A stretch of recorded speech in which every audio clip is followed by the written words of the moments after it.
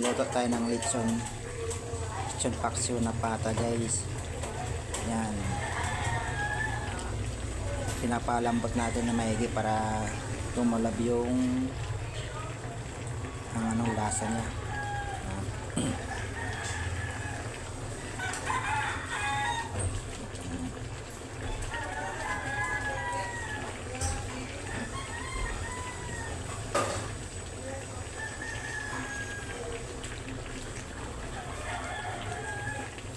Sarap yun, no?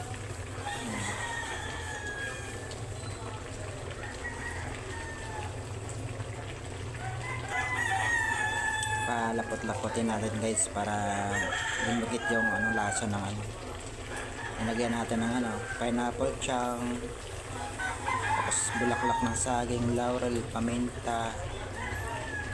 Nilagyan natin ng vinegar.